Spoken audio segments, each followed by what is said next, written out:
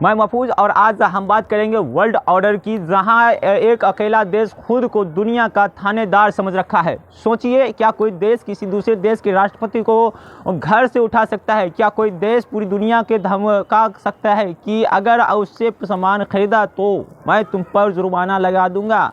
सुनने में ये किसी हॉलीवुड फिल्म की स्क्रिप्ट लगती है, लेकिन ये हकीकत है कि असलियत में ये अमेरिका की पुरानी आदत है। चलिए गहराई से समझने की कोशिश करते हैं कि अमेरिका अपनी धौंस किस प्रकार से जमाते हैं, किस प्रकार से अपनी धौंस को रखते हैं।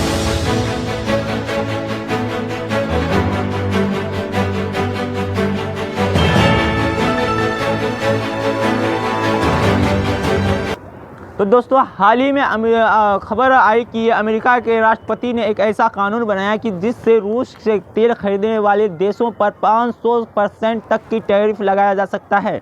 इसमें सीधा निशाना भारत और चीन जैसे देश पर है। लेकिन सवाल यह है कि क्या अमेरिका के पास ये हक है कि क्या पूरे दुनिया पर वो अपना धौंस जमा सके?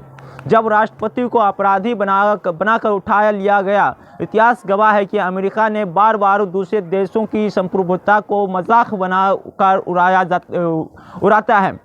पनाम, जी हाँ, कुछ आपको उदाहरण पेश करना चाहूँगा। 1989, जो कि पनाम देश है, अमेरिका ने पनाम पर हमला किया और वहां के राष्ट्रपति नोरिएगा को ड्रग तस्कर बताकर गिरफ्तार कर लिया और अमेरिका के जेल में डाल दिया।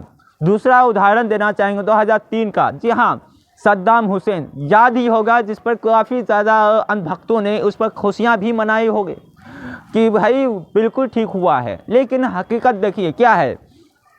सद्दाम हुसैन को इराक से 2003 में उठा लिया जाता है अमेरिका के द्वारा और हथियार बनाने का, हथियार तस्कर का आरोप लगाया जाता है कि, और उसके बाद में पता चलता है कि भाई हथियार था ही नहीं, लेकिन उससे पूर्व ही उसे फांसी के फंदों तक पहुंचा दिया जाता है, यानी उसे फांसी पर लटका कर उसे मार दिया जाता है। हाल ही के वेनेजुएला, जी हाँ, आपको याद भी होगा, इस पर एक शो भी किए थे बिल्कुल, और आप लोगों ने देखे भी। वेनेजुएला के राष्ट्रपति निकोलस मदुरो को 2026 3 जनवरी को उठा लेता है। अब ताज़ा मामला उदाहरण देखिए, यही है। अमेरिका ने वेनेजुएला के राष्ट्रपति मदुरो को नार्को टेररिज्म करार देकर उसे सोते हुए अवस्था में उसके ही वेनेजुएला से उठा लेता है। अब देखिए लॉजिक क्या है, सिंपल है। जो अमेरिका की बात नहीं मानेगा वो क्रिमिनल घोषित कर दिया जाएगा, उसे जबरन घर से उठा लिया जाएगा और उसे फंदे पर लटका कर उसे जेल में डालकर मार दिया जाएगा। अब आगे सुनिए, आर्थिक दादागिरी जो कि अमेरिका कर रहे हैं, 500% टैरिफ का खेल। आगे देखिए क्या कुछ खेला जा रहा है। अमेरिका सिर्फ बमों से नहीं बल्कि डॉलर और टैरिफ से भी लड़ता है। इसे कहते हैं आर्थिक ज़बरदस्ती। जी हाँ, भारत अपनी ऊर्जा ज़रूरतों के लिए रूस से तेल खरीदता है। जब अमेरिका वो कह रहा है कि अगर आपने रूस को पैसा दिया तो हम आपके सामान पर इतना टैरिफ लगा देंगे कि आपका व्यापार बर्बाद हो जाएगा। जी हाँ, ये खेला खेला जा रहा है अमेरिका के द्वारा, टैरिफ का खेल।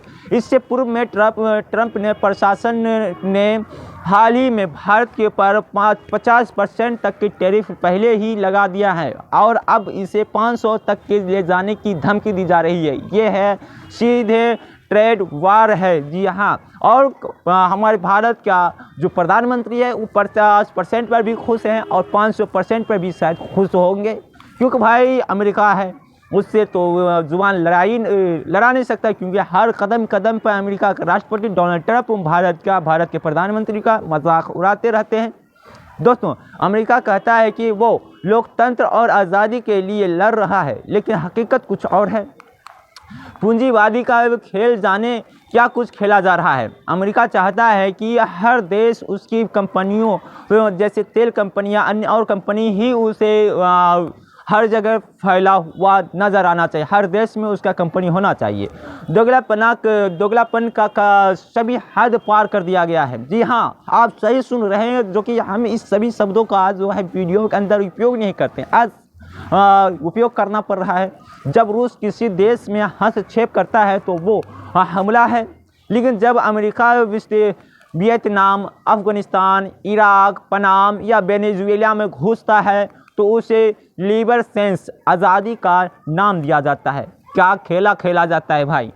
और इस पर जो है कुछ तो खुश होते हैं भाई, बिल्कुल सही हो रहा है भाई, भारत भी सुरक्षित नहीं है। अब कब भारत को निशाना ले लेगा इसका कोई पता नहीं, जबकि ये कह सकता है, खुद से डिसीजन ले सकता है कि भारत अब रूस से तेल नहीं खरीदेगा। तो भाई इस पर भारत भी अभी तक कुछ भी नहीं बोले हैं।